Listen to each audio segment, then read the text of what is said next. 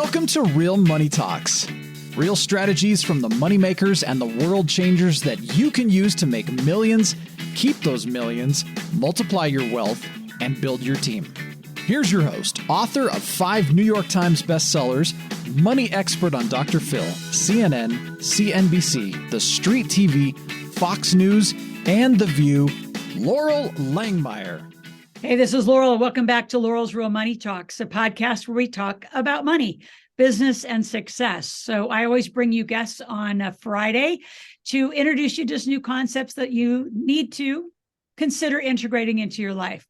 So today I have Dr. Jeff Gladden. I met him a few weeks ago and an amazing event with Fab Mancini. And he's leaned into my work. I'm going to lean into his and go back to Dallas to his longevity center. But he has quite the resume. His career began as an interventional cardiologist in Dallas, Texas, where he's really bringing cutting edge cardiology services to people in outlying areas. So he has built his own heart group, eventually 10 offices, 12 physicians, servicing numerous communities throughout North Texas, Southeast Oklahoma. He started the cardiac catheterization labs, rapid response heart attack programs, heart arrhythmia programs, congestive heart failure programs. You say heart, it's Dr. Gladden. I think it's got to be like on Wikipedia in the dictionary, heart equals Dr. Gladden and all his work. So he has a heart hospital at Baylor, Scott and White in the north suburbs of Dallas, continues to do several medical device and pharmaceutical startups, tons of medical devices that were at this conference. I was so breathtaking. In fact, I woke up the other day thinking I need to ask your opinion about a few of these that I bought, because you can easily have walked through that expo and bought $100,000 worth of all sorts of cool stuff. That's right. So tell us a little about your longevity center, which is where you're now, and a little bit about your journey. And Yeah, Laurel, thanks. It's great to be here. I really enjoyed meeting you at the conference, and I love the way you organized your talk and concepts. So, I think, my journey started like many people's journeys in that I ran into a problem, right? I mean, I was doing a lot of things, co-founding a heart hospital, running a heart group, et cetera, and I got sick. And the brief story is I went in and got tested and was told, hey, you know what, even though you're in your early 50s here, you're just getting older. Why don't you take an antidepressant? And so it was such an existential moment that I realized that, healthcare / sick care is what it really was failing me. And I threw myself into functional medicine, integrative medicine, age management medicine. And 2.5 years later, I'd completely cracked the code for myself in terms of what was going on, why I was putting on weight, why I had brain fog, why I was tired all the time, these kinds of things. And I realized that I wanted to, as much as I enjoyed cardiology, I realized that I wanted to spend the rest of my life actually optimizing health and optimizing longevity and performance. So that really kicked it off for me was getting sick and then figuring it out and then saying, you know what, I think a lot of people would benefit from what I just did, and I'll just continue to get better and better at this. A little bit like your own story, right? So. Yeah, it is. So talk a little bit about cracking that code. What did you find out? Because I also think that, in our conversation today, I want you to dispel what I think are really longstanding myths of what makes you healthier, creates, better anti-aging, techniques. I mean, I think there's so much crap. I'm going to say, just like there is in my, wealth world, there's so many just wrong thinking.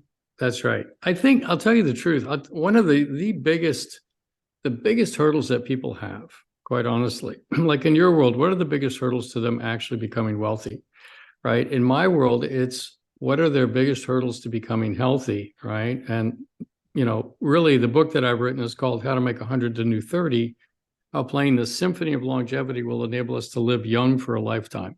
So the problem that people have is that they've normalized aging, just like they normalize being poor or they normalize being employed, right? And so for us, people normalize aging. The medical establishment does it, your family does it, your peers do it, and so you do it, and it's completely unnecessary.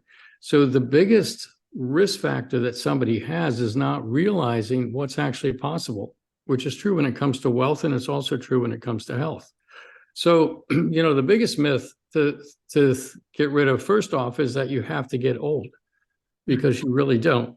You don't. You can become chronologically older, which is great. You get to be wiser and have more experiences and do more things, but you can also simultaneously advance your capabilities and literally live young for a lifetime, right? So understanding what's possible is the first big thing. The second big thing is that people don't understand the aging process, in the sense that they feel like it's a linear process. They think that, okay, it's another year, I just had another birthday, I don't feel that much different. And so it's a linear game that I'm involved with here. And if I eat better and sleep better, and yeah, this year I'll try to give up alcohol for dry January or whatever it's called, and this year I'll do this and that, right? I'll go to a spa, I'm going to detox for a week, and these kinds of things, and that's going to have an impact. Those are all sort of, I don't know, that's like hanging curtains on a bad window. It doesn't really do much. And so this concept that aging is linear and that doing these small steps are going to constitute an adequate strategy for what we're dealing with is the biggest misnomer, because aging is actually an exponential process, and we decline at an exponential rate. It happens because the true forces that drive aging in the body start to play off each other and accelerate, right? It's like a downward spiral. It's like a spiraling stock market that's crashing. Lack of confidence begets lack of confidence begets lack of confidence. And the next thing you know, it plummets, right? And that's what happens to our health. So if your strategy or your plan is a get healthy plan, you're doomed. You're completely doomed, right? You're going to go broke, and you may have money in the bank, but you're going to go broke when it comes to having any health to be able to live and have an impact, right? So the very first thing people have to understand is, number one, you don't have to get older. I mean, biologically older. Two, you have to have a strategy that is as robust as the adversary that you're going against. Right? The adversary that you're going against in health is much bigger than what you go with in wealth. I mean, there can be catastrophic things that happen in wealth, but with health, it's guaranteed that it's going down in an exponential way, right? So it's a great perspective. Right? So then, people have a get healthy strategy, which is a linear strategy to an exponential problem. And everybody that ate better and exercised and learned how to meditate and got a sleep tracker and lost weight, they still got old and they still died. God bless them, though, because without doing those things, you accelerate your own demise. So those things are important, right? Those things are important. It's not that they're not important. It's just that people tend to attach too much significance to them, in the sense that that's going to be enough. I'm going to pay off my credit card debt, therefore I'll no longer have a financial problem. You see, it's too little. It's too little for the challenge and the opportunity at hand. So that's right. So I think those are some of the biggest issues. And then the third thing is that people think that the sick care system and their sick insurance are somehow going to help them with their health, because it's labeled a healthcare system and health insurance, right? It's like stock markets, they started calling them securities, right? And it's like, well, maybe they're secure, maybe they're not, but it certainly is a nice, moniker to throw out there, right? So you don't have a healthcare system. You have to understand this. You do not have a healthcare system. I practiced sick care for 25 years. You only saw me if you were sick. You never saw me if you were healthy, right? It's a sick care system. You have sick insurance. And if you want to optimize your health, like if you want to optimize your relationship with your significant other or with your children or your business partners, those are things you have to do yourself, right? If you want to optimize your wealth, you have to do it yourself. You have to be in charge and take control. The same is true with your health. If you're abrogating that to a quote unquote healthcare professional, my doctor, my internist, I've known him for years. He's a great guy. He reads all the time. You're doomed. You're doomed, because they're already 20 years behind. We know this to be a fact. They're 20 years behind, and they're not even asking the same questions that we are. which is how do I stay young? How do I live young for a lifetime? How do I make 100 the new 30? They're basically asking, do you feel bad? Let's give you something to try to mitigate how you're feeling, right? So how do you live at 100? And because you said your biological age is 27, right? Yeah. What are some of the strategies that you discovered as you went from sick to creating your health and where you are today? Well, the first strategy is a mindset strategy, which is that I do wake up, to your point, I do wake up 27 every day, right? I was born in 1954. I had a birthday in February, so I'll let people do the math. But I wake up 27 every day. And because I wake up 27, it sets a completely different reference point, right? It's like, here's another one that I have several affirmations that I tell myself every morning. The first one is, I'm an enlightened, I'll give you all four. I'm an enlightened 27-year-old trillionaire with many loving relationships. And what I mean by that is I'm an enlightened, spiritually enlightened 27-year-old with unlimited resources to create and do, right? And to create loving relationships for myself, across the planet, etc. And so I think people get hung up on the stories they tell themselves, right? So it's like, well, if I only had enough money, I would do this, I would do that. Well, guess what? I have completely unlimited resources, right? Completely unlimited. The way you can pull things together, and this is true for dollars and cents, but it's also true for health and building businesses and everything else. You do it all the time. You pull together resources from all over the place, right? You attract them, you draw them, you seek them out, and everybody has that same opportunity. So we hold ourselves back when it comes to health, to wealth. Very similar. They kind of run in parallel tracks. Yep. Yeah. I always say a lot of people have inherited behaviors and they never stop and analyze, like, why am I doing what I'm doing? Even why am I living where I'm living? Right. It's like, does this really, like, I grew up on a farm in Nebraska. It was lovely, but not where I wanted to live. I live, I want to live in the mountains and the water, and I love to ski. And this year was the most amazing ski year because we had the best snow in Tahoe ever. So again, I think there's these inherited behaviors with health and wealth, as you said. So talk about more of the longevity strategies. What can people do today in addition to? Yeah, the first thing they can do is they need to step away from being married to their current answers, right? So the current answers, if you're married to your current answers, like I was trained as a cardiologist, I got married to a set of answers. My family taught me ways to think about aging. If I got married to those ways of thinking, those stories, I'd be in the backwash. What's really drove progress for me is finding the right questions, asking the right questions. Education is geared for kids to get the right answers, which is completely backwards. What education really is how do you ask the right questions? Because all progress is driven by questions. So the progress that you're going to have in your own health is going to be a function of the questions you're asking. So first off, define what questions you're asking. I have four. How do I live, young for a lifetime? How do I make 100 to new 30? How do I live well beyond 120? And how good can I be globally? How good can I be? So I'm not married to a single answer, even though we have tons of technologies. I'm married to the questions. So the first thing is define your questions, right? From there, then understand that, yes, you're going to need to, exercise, learn to meditate, have good relationships, lower stress, eat properly, but you're going to have to actually peel back the curtain on that and do significant testing to understand, well, what are my genetics? What are my nutrigenomics? Kale may be a great food, but it may not be great for me. And the problem with every diet is that it starts with the food. Everybody's talking about, well, you need to eat this and you need to eat that. Well, maybe, if genetically you're built for that and your gut is built for that and your food sensitivities are built for that, then maybe that's a good choice, but maybe it's not. And so we basically make all these poor investments, right? Because we're being told, well, this is a hot item. You should invest in that. This is a hot item. You should invest in it. It's the latest, right? Right. So people are chasing these shiny objects, right? And they fall into a shiny object mentality instead of actually doing the necessary work to actually understand, okay, who am I, right? What cards am I holding?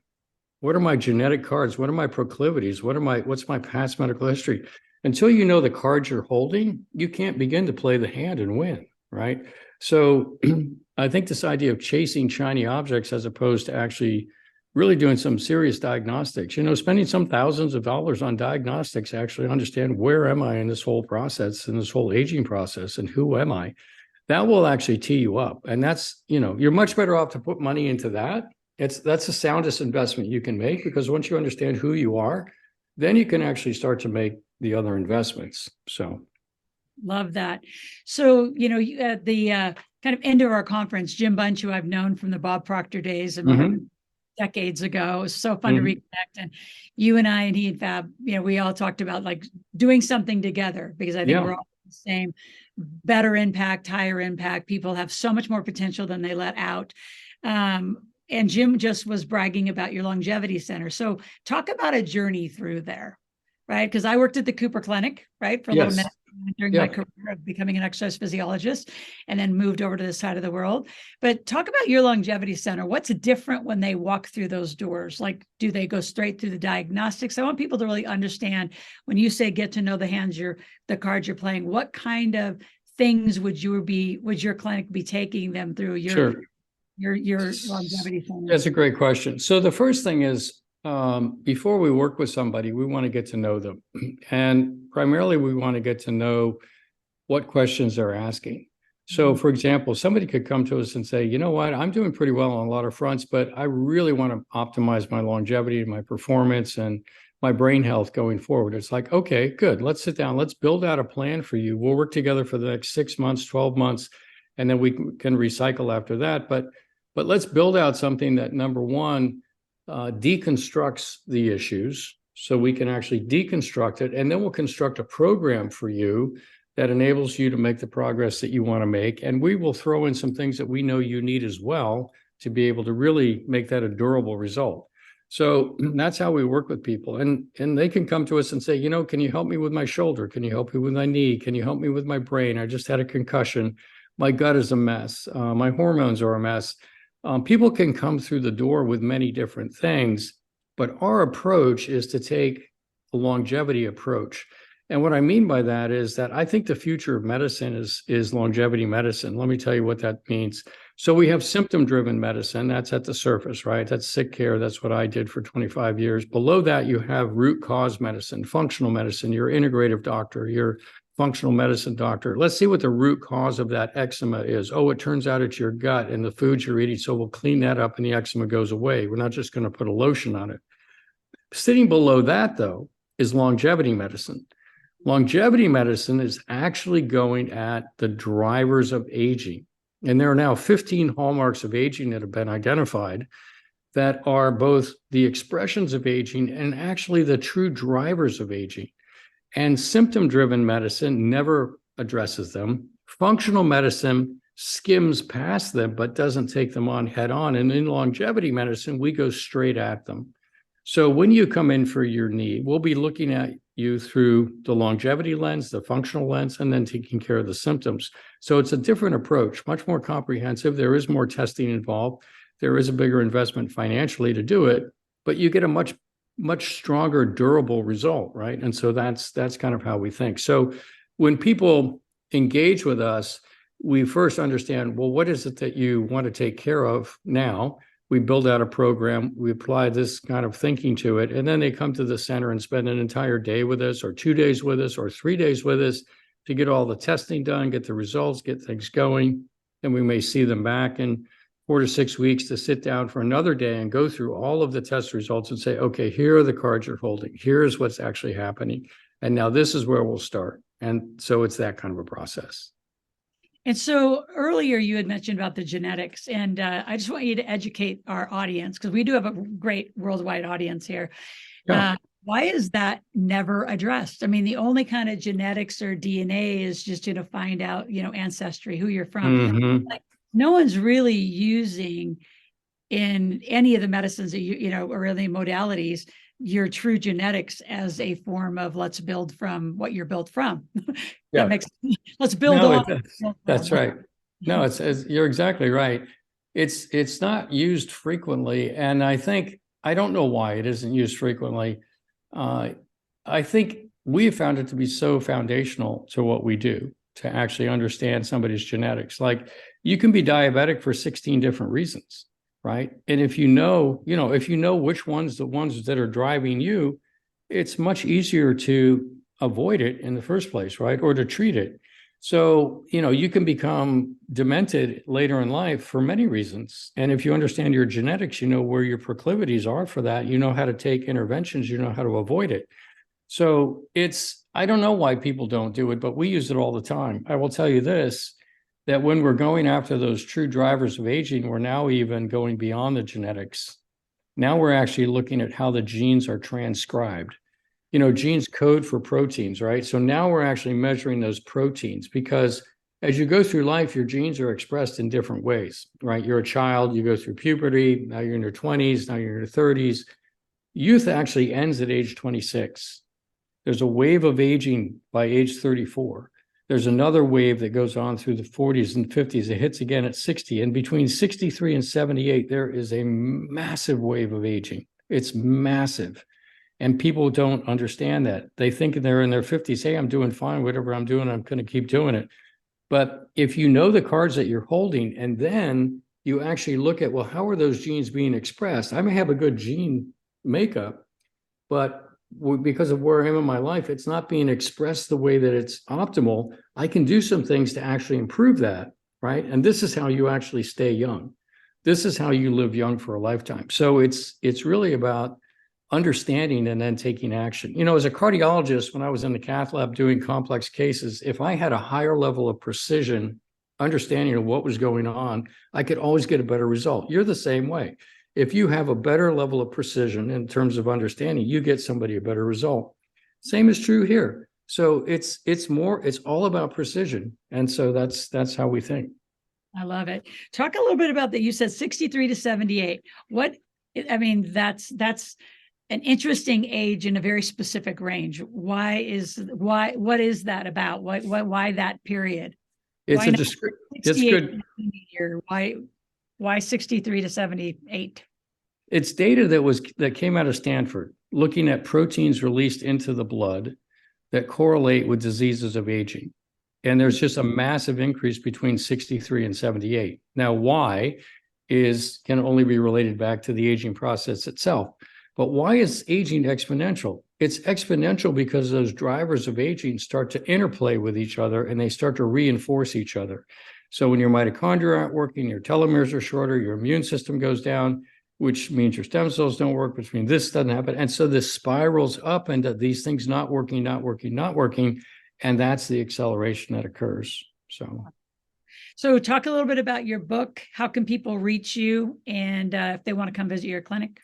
Yeah, so gladdenlongevity.com. That's our website. And the book I've just finished writing is 100 is the New 30. How playing the symphony of longevity will enable us to live young for a lifetime.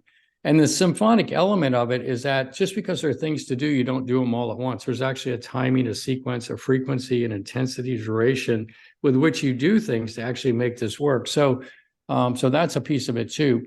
But they can find us there. We have a podcast called the Gladden Longevity Podcast, Age Hackers Podcast. And you were just on that, kind enough to be on that last week, and we had a nice conversation. Those are 3 good ways. And if you go to the website and reach out, we'll get back to you and set up some initial calls to figure out, what questions are you asking, and what would you like to do, and how would you like to proceed? And then from there, we'll build out, using the principles that we use, build out something to try to address those things. So I love that. I think I'm going to bring my daughter's had consistent headaches for about a year. So this whole conversation, I'm thinking I'm going to bring my 16-year-old down, and we're going to actually get to the root of it. Solve it so she's healthy. So So what? Any last words to our worldwide listening audience? Well, if you're going to RADFest this year, I'm going to be a featured speaker at RADFest, which is the Coalition for Radical Longevity. It's going to be in Anaheim, California. That'll be in September.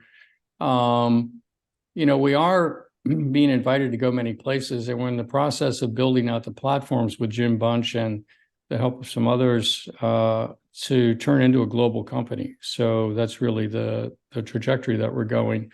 And we've done a good job of curating content. We're building now platforms and additional programs and things like that. So it's a very, very exciting time for us. Yeah. That's good. Well, I wish you all the best, and I appreciate you being on Loral's Real Money Talks today, and we will be in touch shortly. Thank you for being on. Oh, my pleasure. Great to see you. Thank you. And all of you, again, if you are out there, have any questions, go to askloral.com, ASKLORAL, ask questions, make a request, and we'll be right back with you. I'll see you next Friday.